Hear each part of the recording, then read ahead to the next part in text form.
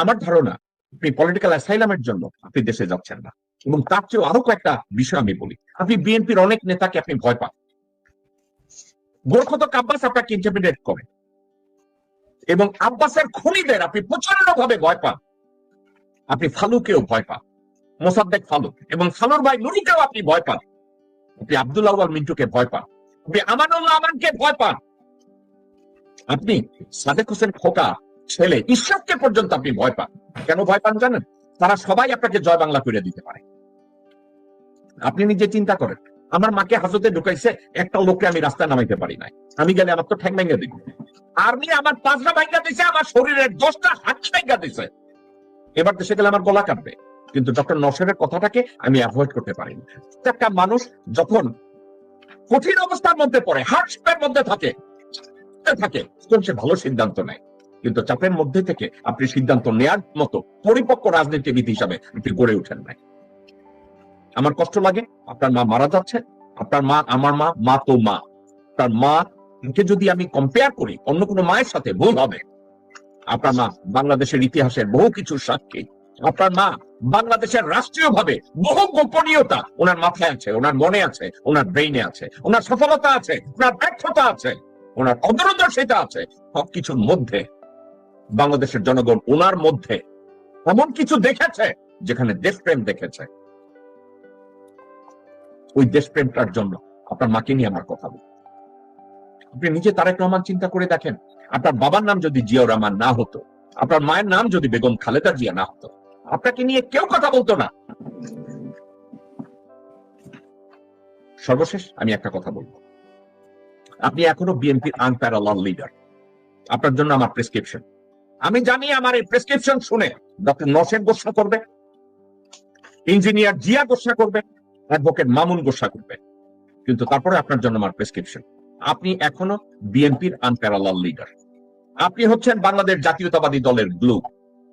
এই দলটাকে একত্রে রাখার জন্য, শহীদ রাষ্ট্রপতি জিয়াউর রহমানের স্বপ্নকে বাস্তবায়ন করার জন্য অনতি বিলম্বে ভারতপন্থী প্রত্যেকটা বাচ্চাকে দল থেকে বহিষ্কার করতে না চান, তাদের কার্যক্রমের উপরে আপনি ব্যান দিয়ে দেন। সালাউদ্দিনকে ছাড়ান, ও বিএনপি সাওয়া, ওই দেশের রয়ের দালাল, হচ্ছে ভারতীয় দালাল, হচ্ছে সচ্ছল। আপনাকে বাংলাদেশে গেলে একটা লোক যদি পিছন থেকে গুলি করে, ওই লোকটা সালাউদ্দিন, ওই লোকটা আমির চৌধুরী, ওই লোকটা গোরখত আব্বাস, ওই লোকটা আব্দুল আউয়াল মিন্টু, ওই লোকটা আমানুল্লাহ আমান, ওই লোকটা ফজা, ওই লোকটা ইসলাম। ভারতপন্থী প্রত্যেকটা কুত্তার বাচ্চাকে দল থেকে বহিষ্কার করুন, বহিষ্কার করুন। আর একটা কাজ করুন, আপনি নিজে আপনার স্পিচ রাইটার পরিবর্তন করে নিজে বলেন যে ভারতের সম্প্রসারণবাদের যে কোনো নীতিকে বিএনপি গ্রহণ করবে না, ভারতের পিছনে কোন প্রকার বরদাস্ত বিএনপি করবে না। আপনি যদি একটা 10 মিনিটের ভাষণ দেন, পুরা বিএনপি আপনার পিছনে দাঁড়িয়ে যাবে। আপনি যদি গোরখত আব্বাসকে দল থেকে লাথি মেরে বের করে দেন, ও মধ্যেও নেরিকুত্তা হয়ে যাবে। কারণ ওর যদি বিএনপির নেতৃত্ব না থাকে, পরিবহন ব্যবসার থেকে সে লাথি খাবে। যদি এই মুহূর্তে আপনি বহিষ্কার করেন, ও কেরানীগঞ্জে মাইর খাইয়া আন্দোলনের নিচে ঢুকে যাবে। আপনি যদি আব্দুল আউয়াল মিন্টুকে আজকে বিএনপি থেকে বহিষ্কার করেন, ওদের কোনো অস্তিত্ব থাকবে না। আপনার হাতে অনেক ক্ষমতা, আপনি শুধু ডিক্লার করে দেন যে ওরে ওরে ওরে ওরে বহিষ্কার করলেন।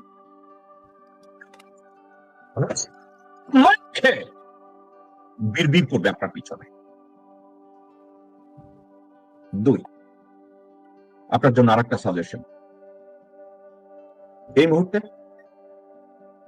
আপনি বলেন যে আপনার দেশে না যাওয়ার পিছনে আপনার লজিক কারো কাছে জিজ্ঞাসা করেন না, মন থেকে আপনি বলেন আমি এর জন্য চাই না।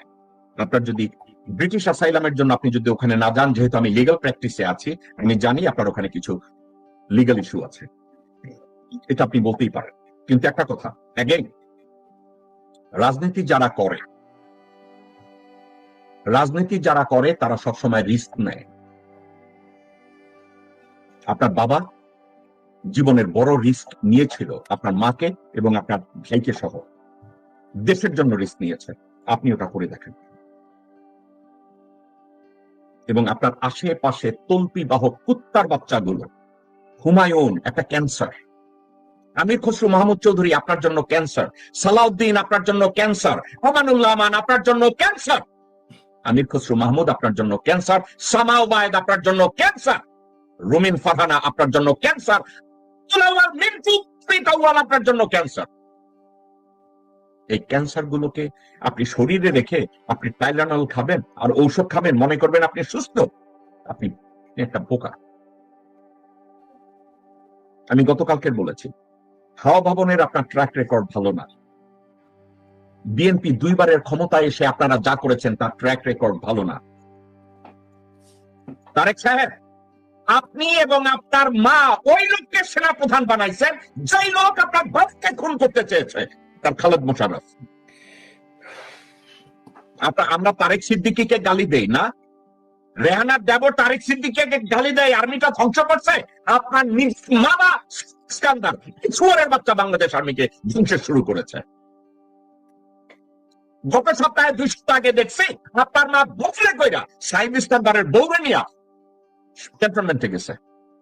মানুষ শিখে, ভুল থেকে মানুষ শিখে, আপনারা শিখেন না। মানুষ ভুল থেকে শিখে যে এই ভুল আর করা যাবে না, কিন্তু আপনারা শিখেন না। সাইদ ইস্কান্দারের বউরে দেখলাম ওয়াকারের পাশে দাঁড়ানো, আপনার মুখে দিয়ে দাঁড়ানো। অপু গন্ডা তাহলে দেখলাম আলবেলা সন্তোষ শর্মা, রয়ের সন্তোষ শর্মা তার লগে বগলে নিয়ে আছে। রয়ের লোক মুশফিক ফজল আনসারি রে আপনারা অ্যাম্বাসেডর বানান। রয়ের লোক আপনাদের কাছে জনপ্রিয় হয়, তাহলে বলতে গেলে কি হয়? আমি কন্ট্রোলটা এভাবে করি, এভাবে তুলনা করলে আপনাকে তো সবাই হিরো আলম বানায় দিবে। হিরো আলম রিস্ক দিয়া মাইর খাইয়া নেতা হয়েছে, মুসিদের সামনে দাঁড়াইয়া অনেকের সামনে নির্বাচন করছে। ওই সাহসটাও আপনার নাই। ইঞ্জিনিয়ার জিয়া একটা কথা বলছে, আপনি মাইর খেয়েছেন আপনার অপকর্মের জন্য, আপনি তো দেশের জন্য মাইর খান নাই। আপনি তো আন্দোলন করার জন্য মাইর খান নাই। আপনি কেন মাইর খেয়েছেন? আর্মি অফিসারদের গায়ে হাত তুলতে আপনারা কে কইছে? হাওয়া ভবনের ডাইকা ডাইকা lieutenant colonel, colonel, brigadier general এদেরকে ধরে ধরে থাকছেন। সারা গায়ে লাঠি দেওয়ার জায়গা নাই, আপনি লোকজনের ডাইকা ডাইকা 4 ফিট মানে